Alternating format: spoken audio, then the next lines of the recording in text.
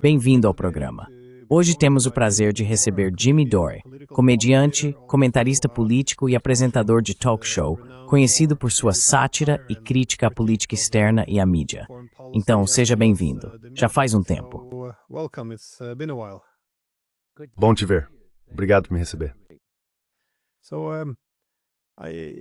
Então, acho que eu era uma das pessoas que tinham grandes esperanças para a presidência de Trump, porque achei que ele reconhecia alguns dos principais problemas que enfrentávamos.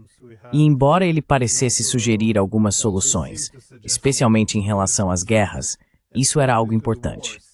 Quais são as suas avaliações sobre o presidente Trump até agora?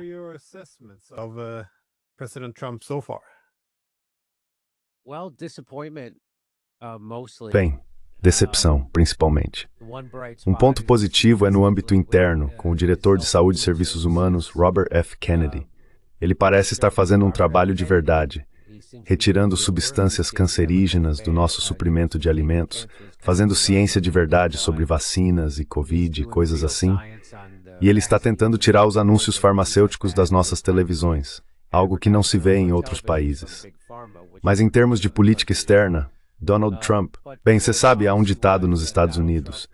Não importa em quem você vote, você acaba tendo John McCain, ou seja, democratas e republicanos servem aos mesmos senhores. E é verdade.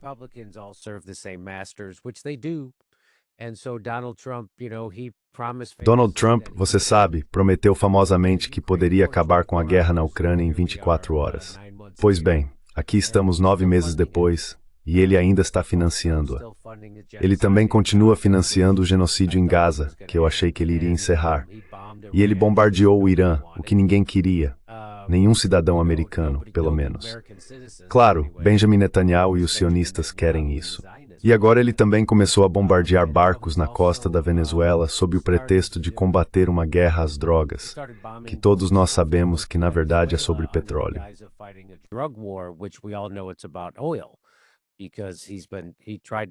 Porque ele tentou derrubar Maduro durante seu primeiro mandato como presidente e tentou reconhecer Juan Guaidó como presidente da Venezuela quando ninguém mais o fez.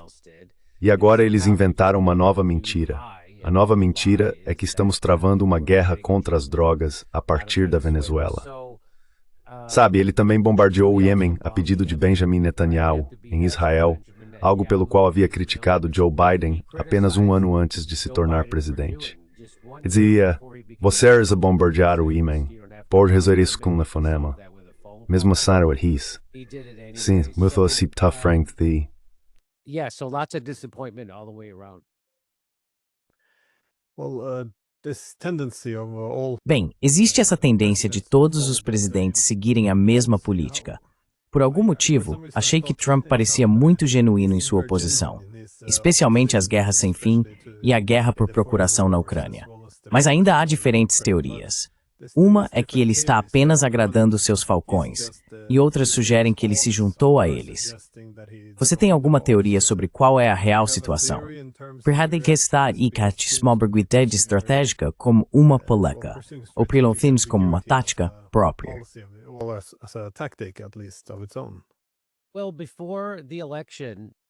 Bem, antes da eleição, meu amigo Russell Dobler, do Do Dissidence, costumava dizer, eu não acho que o Estado profundo vai permitir que Donald Trump se torne presidente. E se ele se tornar, vou ter que repensar tudo o que acredito sobre a CIA. Mas ele se tornou presidente. Então, não é que eu tenha que repensar tudo o que penso sobre a CIA, mas sim que eu tenha que repensar tudo o que pensava sobre Donald Trump. Acho que ele fez algum tipo de acordo com o Estado profundo, com a comunidade de inteligência e com os belicistas. Porque, lembremos, a comunidade de inteligência não trabalha para o presidente. A CIA, a NSA, o FBI, eles não trabalham para o presidente. Como disse Chuck Schumer, que era o principal democrata na época, em 2016, na televisão.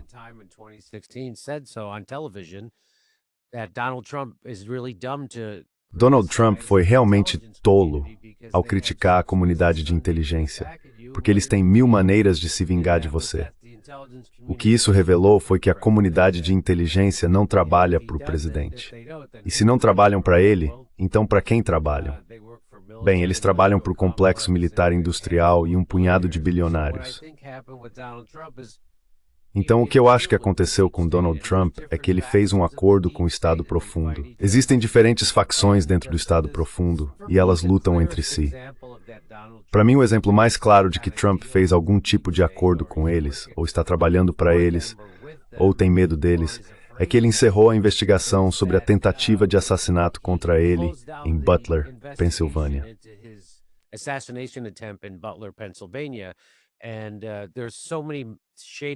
Há tantas coisas suspeitas sobre aquela tentativa de assassinato.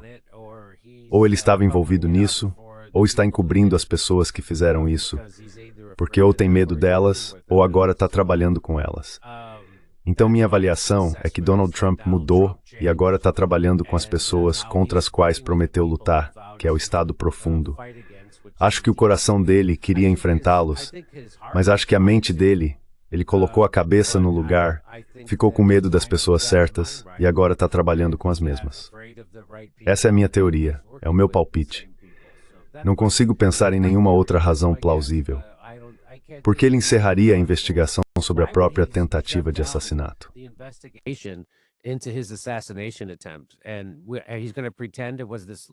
E ele vai fingir que foi apenas mais um atirador solitário, alguém sem nenhum rastro nas redes sociais. Ele foi visto 3 vezes dentro de uma área restrita com uma mochila pela polícia e ninguém o perseguiu. Além disso, naquele dia, designaram para ele uma equipe completamente diferente do serviço secreto. Um grupo de mulheres de 1,65 m em vez de homens de 1,80 m. E não colocaram ninguém no telhado. Há 1 milhão de coisas erradas com aquela tentativa de assassinato. É suspeito. E ele não quer saber de nada sobre isso. É isso que me faz pensar que ele está aliado às pessoas que querem fazer guerra.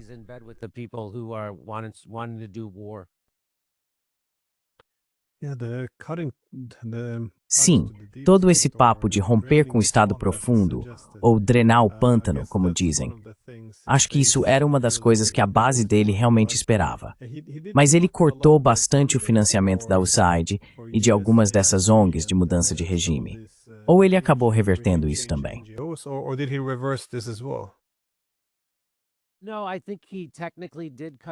Não, acho que tecnicamente ele cortou isso, mas na realidade não cortou por causa do que ele fez. Então não sei. Havia algo em torno de 100 e poucos bilhões de dólares, talvez identificados por meio do programa do Departamento de Defesa e do Elon Musk. Mas o que eles fizeram foi não cortar esse dinheiro do orçamento dos Estados Unidos. O que fizeram foi adicionar mais dinheiro. Na verdade, ele deu mais 200 bilhões de dólares ao Pentágono, ao Smithsonian Industry New, as mesmas pessoas.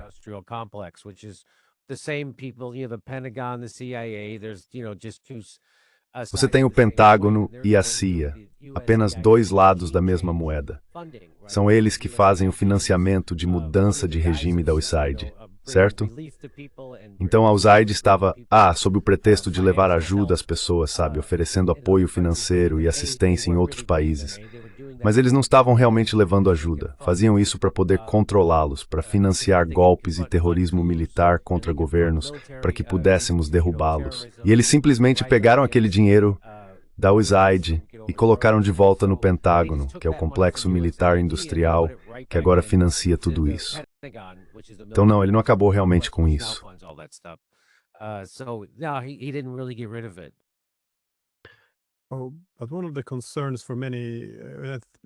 Uma das preocupações de muitos, o que parecia fazer parte da relação fundamental que ele tinha com Musk, era esse receio de que os Estados Unidos estivessem se endividando cada vez mais.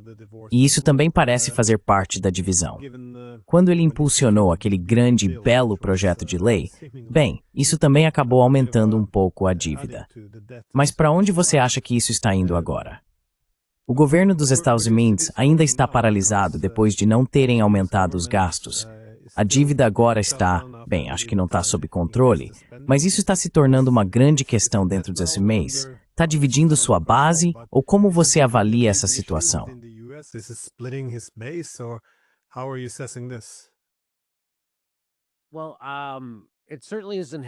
Bem, isso certamente não está ajudando a trazer coesão para a base dele, isso é certo. Não sei se está dividindo a base dele, mas definitivamente o dividiu, e também ao Elon Musk.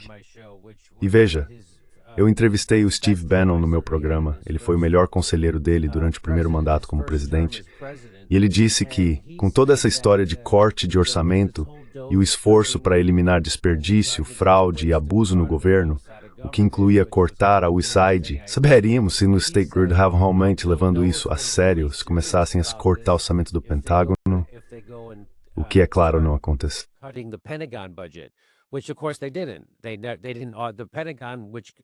Eles não fizeram isso. O Pentágono nunca passou por uma auditoria em toda a sua história, o que significa que eles não sabem para onde vai o dinheiro que recebem, certo? Então damos ao Pentágono cerca de $1 trilhão por ano, e eles não sabem como esse dinheiro está sendo gasto. Eles não conseguem prestar contas disso. E ele não foi atrás do Pentágono, não o auditou, não tentou cortar desperdício, fraude e abuso lá. Então, eles têm que estar rapidamente certos contra o orçamento.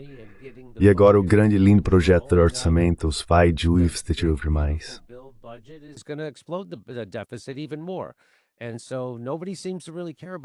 E ninguém parece realmente se importar com isso.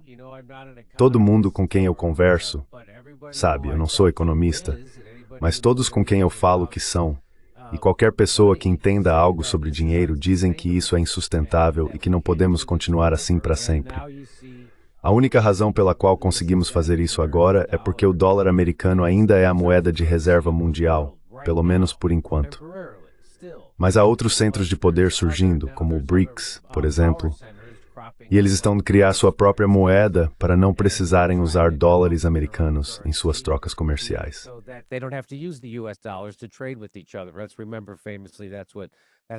Vamos lembrar como é amplamente conhecido que foi por isso que mataram Muammar Gaddafi, porque ele estava tentando estabelecer um novo dinar para a África, para que o continente não precisasse usar euros ou o dólar americano. Então não, eu não acho que haja qualquer vantagem para um político em reduzir o déficit orçamentário no curto prazo. No longo prazo, sim, mas no curto prazo, é preciso cortar programas, cortar coisas de que as pessoas gostam, e isso causa dor. Então, você sabe, os políticos, especialmente os presidentes, só ficam por 4 anos, talvez 8 no máximo, e tentam evitar esse tipo de coisa. E parece que ele vai fazer o mesmo. Na verdade, ele está expandindo o orçamento do Pentágono, o que está fazendo o déficit explodir.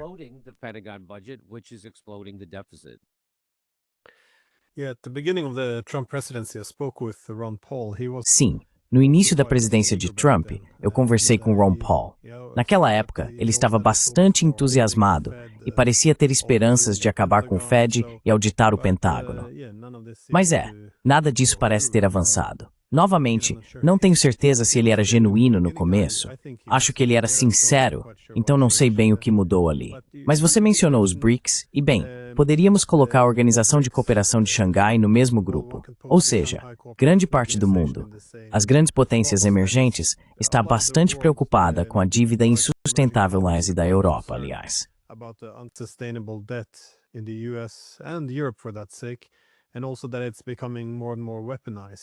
E também que isso está se tornando cada vez mais uma arma. Claro, o fato de os europeus agora estarem usando o dinheiro que confiscaram da Rússia é uma preocupação central. Mas como isso é tratado pela mídia dos Estados Unidos? O fato de que agora existem organizações como o BRICS e a Organização de Cooperação de Xangai, buscando criar centros alternativos de tecnologia, novos corredores de transporte, bancos, e usar suas próprias moedas, além de desenvolver cadeias de suprimentos mais imunes à coerção econômica do Ocidente.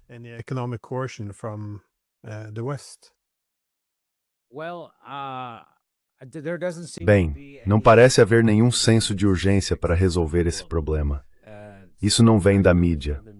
Certamente o povo americano sente que gostaria de reduzir o déficit. O que realmente incomoda as pessoas nos Estados Unidos é que parece haver dinheiro infinito, como se pudessem estalar os dedos e enviar algumas centenas de bilhões de dólares para a Ucrânia, o país mais corrupto de toda a Europa, sem qualquer fiscalização sobre como esse dinheiro está sendo gasto.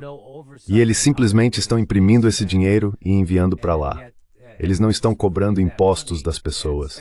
Não criaram um novo imposto para arrecadar esse dinheiro e enviá-lo à Ucrânia, porque se tentassem fazer isso, o povo não pagaria e se revoltaria.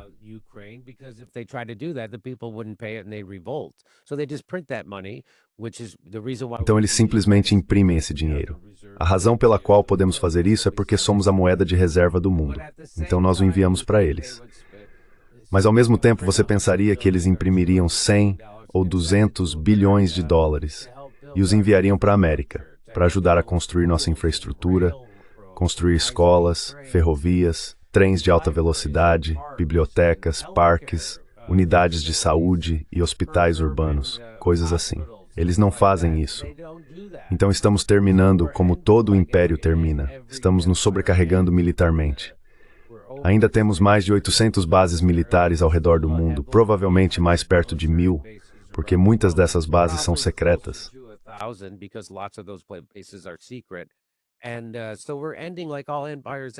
E assim estamos terminando como todos os impérios terminam.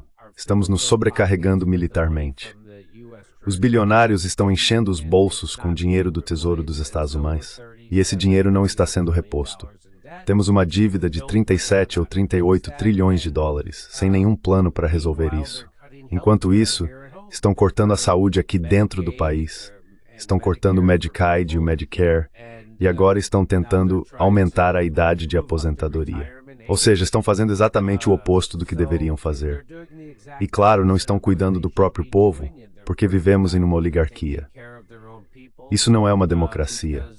E os oligarcas estão enchendo os bolsos com os títulos do Tesouro dos Estados Unidos.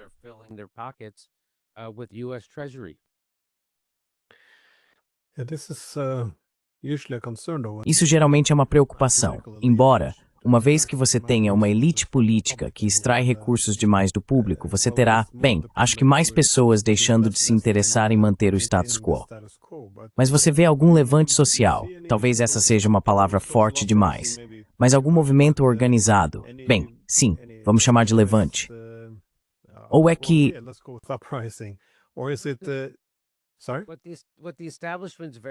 O que o establishment faz muito bem. Você pensaria que é isso que acontece, certo? Quando a classe política rouba dinheiro demais do país, o povo deveria se levantar. Mas o que eles realmente dominam é a propaganda e a manipulação do eleitorado, da cidadania. Eles sabem como dividir as pessoas. Se você divide, pode conquistar. E é isso que eles fazem. Essa é toda essa divisão entre esquerda e direita, que é falsa. É uma divisão ilusória, porque a maioria das pessoas concorda em muitas coisas. Mas eles precisam manter você odiando metade do país e a outra metade odiando a primeira.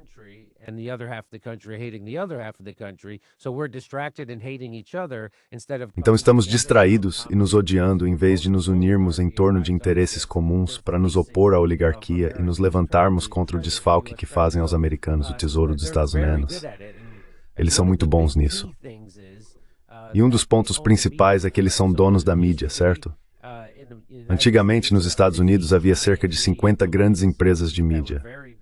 Em 1996, Bill Clinton aprovou a Lei de Telecomunicações, que consolidou essas 50 empresas em 6. Então agora existem apenas 6 empresas de mídia. E um sionista acabou de comprar um sexto disso. Ele comprou a Paramount, que inclui a Warner Brothers, a CNN, a Comedy Central, e agora eles também têm o TikTok.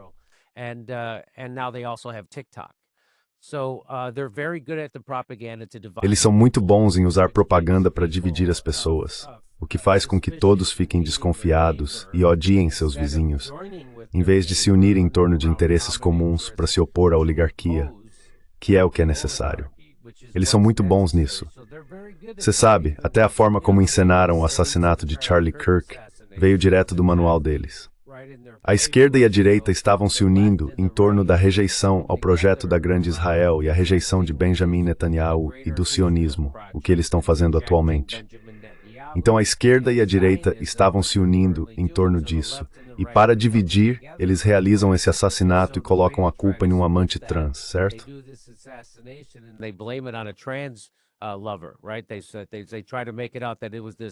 Eles tentaram fazer parecer que era alguma pessoa de esquerda fazendo ódio de esquerda contra a direita. E algumas pessoas caem nessa. Isso mantém as pessoas divididas e se odiando, em vez de perceberem o jogo que está sendo jogado pelo establishment e pelos oligarcas. Não foi um atirador solitário, de jeito nenhum. Aquele cara provavelmente nem puxou o gatilho. Não era o cara que eles têm. Foi uma execução profissional. Muita gente está especulando que veio da comunidade de inteligência. Eles sabem exatamente como dividir os americanos. Dividir para conquistar. E acho que é isso que impede as pessoas de se unirem, porque quando isso acontecer, elas vão se levantar.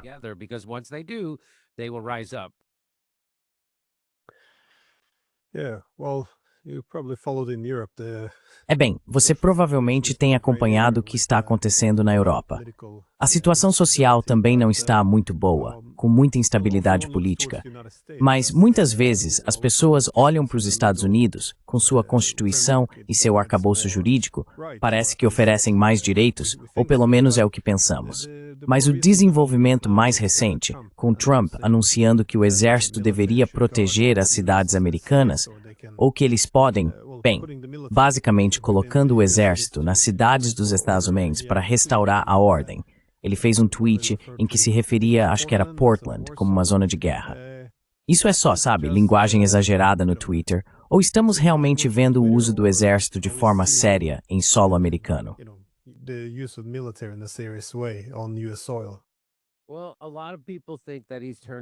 Bem, muita gente acha que ele está transformando as cidades em zonas de guerra. E, portanto, existe uma teoria por aí, que é bastante convincente, de que Donald Trump está realmente passando dos limites com isso. Parece que ele está transformando cidades americanas em zonas de guerra, trazendo soldados vestidos como se estivessem em Bagdá, no Afeganistão ou na Síria. Mas não estão. Eles estão nas ruas limpas e pavimentadas de Chicago. Certo? Então eles fazem essas ações policiais exageradas e agressivas, em que usam helicópteros Black Hawk, fazem soldados descerem de rapel em um prédio de apartamentos, arrombam portas, colocam todo mundo em algemas e os levam, alguns deles nus. Muitos são apenas cidadãos comuns.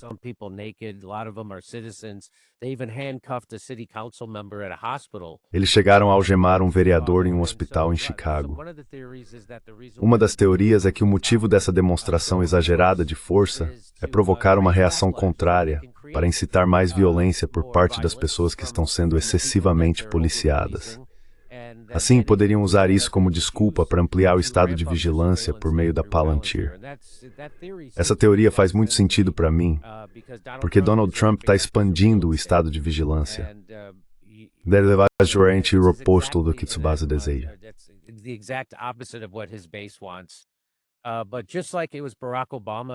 Mas assim como foi com Barack Obama, um esquerdista que salvou os bancos a pedido dos cidadãos, os proprietários de imóveis, e nos deu um plano de saúde favorável às corporações, a Big Pharma e às seguradoras, em vez de um plano de saúde de esquerda, eles precisavam que fosse Barack Obama a fazer isso, certo?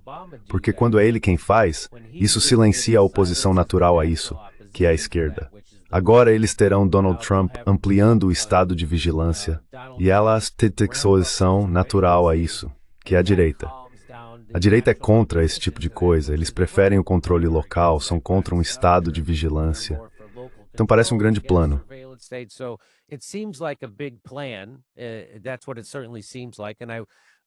É exatamente o que parece. E sabe, quando você vê protestos nos Estados Unidos, especialmente sobre imigração, muita gente especula que ambos os lados estão sendo financiados por bilionários democratas para promover seus próprios interesses. Então seria isso. Donald Trump está claramente fazendo uma demonstração de força exagerada nessas cidades, trazendo o exército, a Guarda Nacional e o ICE, vestidos como se fossem militares, usando máscaras no rosto, o que, novamente, é contrário às práticas policiais dos Estados Unidos. É para criar uma reação, provocar uma resposta, então ele pode usar essa reação para ampliar o estado de vigilância.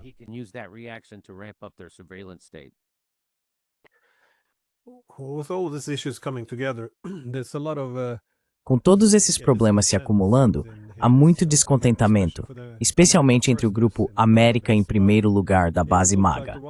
Mas parecia que a única coisa que poderia derrubar Trump, além de colocar Israel à frente dos Estados Unidos, a única coisa que realmente parecia prejudicá-lo era a questão Epstein. Ele parecia, sabe, muito desesperado para tirar isso da mídia, perguntando especificamente, por que vocês continuam noticiando isso? Mas acabou desaparecendo das notícias. Ou talvez seja só assim que parece para nós de fora. Toda a pressão sobre os arquivos de Epstein acabou agora.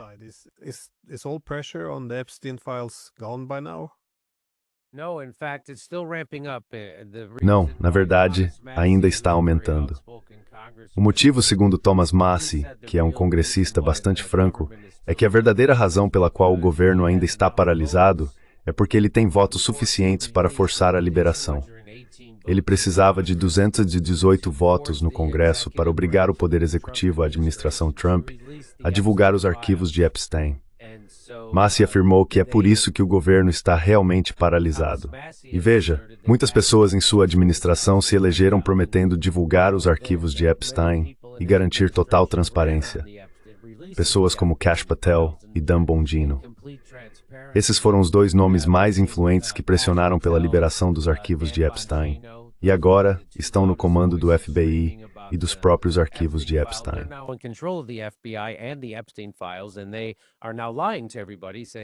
E agora eles estão mentindo para todo mundo, dizendo que Jeffrey Epstein se matou. Todo mundo sabe que eles estão mentindo sobre isso. Eles dizem que não houve nenhuma conspiração de tráfico de crianças. Todo mundo sabe que estão mentindo sobre isso também. E afirmam que não estão trabalhando com nenhuma agência de inteligência, o que todo mundo sabe que é outra mentira. Dizem que estão fazendo isso a mando de Donald Trump. Bem, Donald Trump está fazendo isso a mando de Benjamin Netanyahu e de seus doadores, certo? Então é disso que se trata. Donald Trump tem manipuladores. Ele não é o chefe. Ele tem chefes. E o caso Epstein, os arquivos de Epstein provam que ele tem chefes. É por isso que ele está tentando encobrir tudo. Isso não está acontecendo.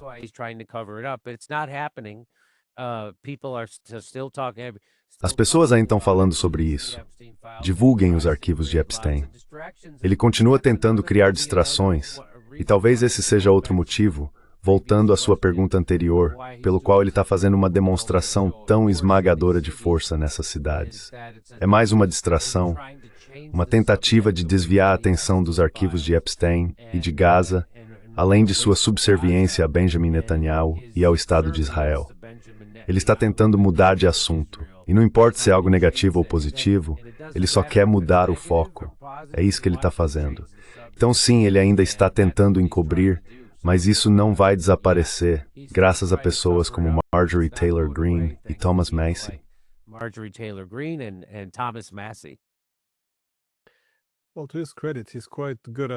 Bem, para ser justo com ele, parece que ele é muito bom em lidar com a mídia. Mas sobre os arquivos de Epstein, eu achei que em algum momento estavam argumentando que esses arquivos nem existiam. Mas agora os arquivos de Epstein voltaram. É algo reconhecido. Ou a própria existência deles ainda é contestada?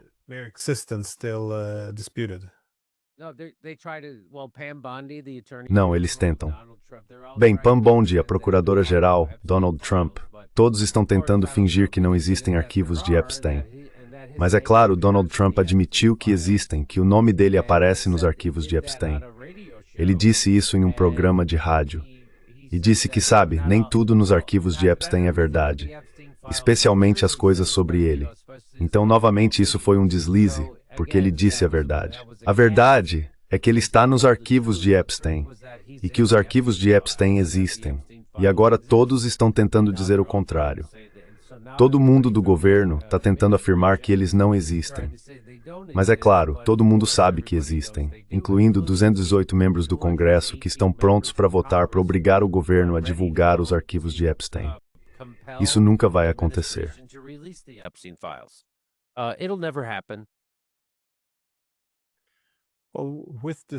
Bem, a mídia tem seu próprio foco. Quais você acha que são as questões políticas mais importantes em comparação com o que a mídia realmente destaca? Ou a mídia se distribui entre muitos desses temas?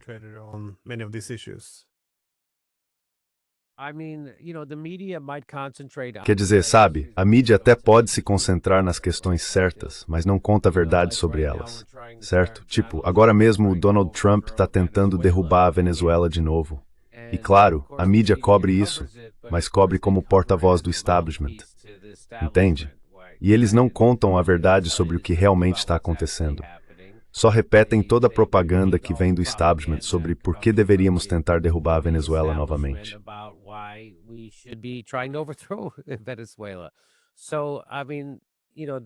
Então quero dizer, sabe, o foco da mídia, não importa muito qual seja o foco deles, porque eles nunca vão relatar as coisas de forma honesta, verdadeira ou factual. Então, sabe, vamos lembrar, como Noam Chomsky e Ed Herman nos ensinaram, que a mídia não está aí para nos informar. A mídia está aí para fabricar consentimento para as políticas dos oligarcas. E é isso que eles sempre fizeram, é isso que sempre farão. E é por isso que programas como este existem. Porque são um antídoto para essa propaganda.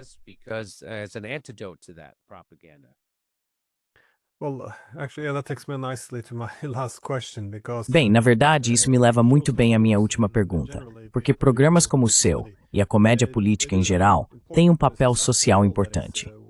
Quando vemos a sociedade se tornando mais polarizada, com mais pressão e censura sobre a mídia, muitas vezes temos a impressão de que os comediantes políticos e a sátira têm mais liberdade de expressão, por assim dizer.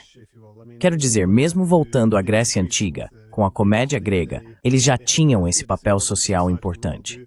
Você acha que isso ainda se mantém? Ou muitos comediantes e pessoas da sua área foram capturados pelas forças políticas que servem? Porque hoje em dia também vemos comediantes sendo censurados. Não foi o Kimmel o último, saiu do ar e depois voltou?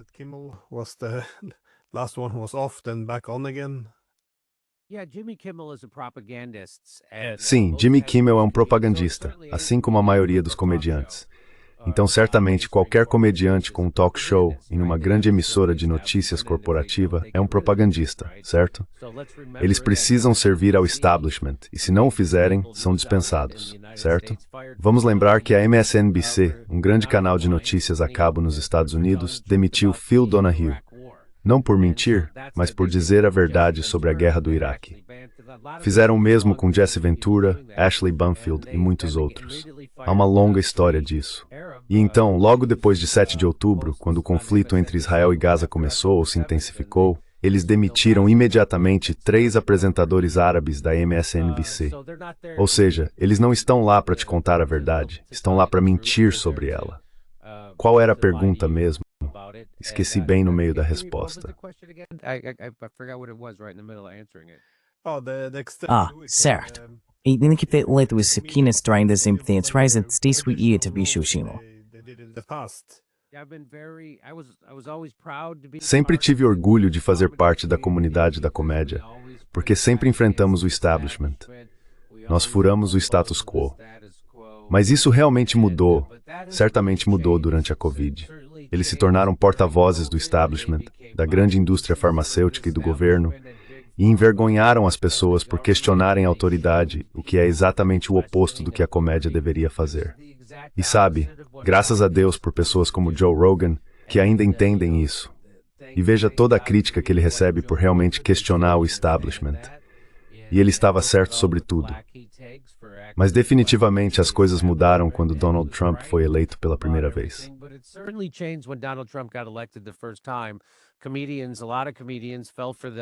Muitos comediantes caíram completamente na propaganda e apenas a repetiram. Eles repetiram o Russiagate, que foi uma fabricação completa, criada pela comunidade de inteligência e pela campanha de Clinton, e depois repetida pela mídia, em conluio ou em conspiração com a mídia. Então a maioria dos comediantes que fala sobre política teve seu despertar político quando Trump foi eleito. E eles realmente não sabem de nada. Eles só sabem o que é dito nos jornais.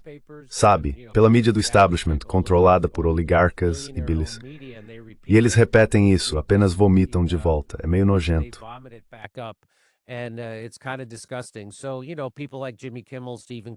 Então veja, pessoas como Jimmy Kimmel, Stephen Colbert, todos eles, incluindo Bill Maher, não estariam lá se não servissem à oligarquia. Eles estão lá porque são propagandistas, e talvez até acreditem nas coisas que dizem. Mas se acreditassem em algo diferente, não estariam lá, como Noam Chomsky nos ensinou muito bem. Então acho que há um punhado de comediantes, apenas um pequeno punhado, que ainda permanecem fiéis à verdadeira missão da comédia. Vamos lá, você sabe, comediantes deveriam estar sempre questionando. O ponto de partida de George Carlin era o governo mente.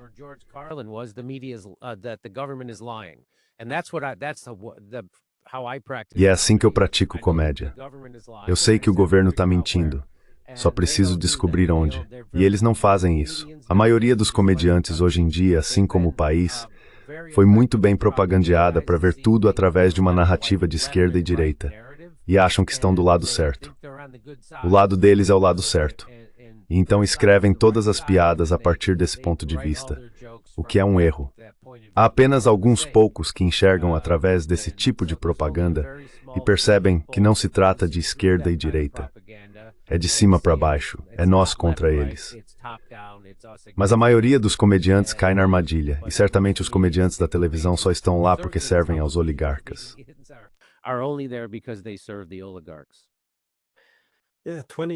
Sim, há 20 anos, Stephen Colbert era o cara mais engraçado. Eu adorava o papel que ele fazia, mas não reconheço o novo Stephen Colbert. É um personagem muito diferente. É como se ele estivesse fazendo uma caricatura. Ele está interpretando o personagem de quem costumava zombar, e agora ele é esse cara. Ele costumava zombar de pessoas assim, propagandistas e bajuladores do sistema, e agora ele é um deles. Ele é um propagandista e um bajulador do sistema. Aliás, só quero dizer que sou um grande fã do The Jimmy Dore Show, então não posso recomendá-lo o suficiente. Muito obrigado por dedicar seu tempo. Foi um prazer, agradeço muito, muito obrigado.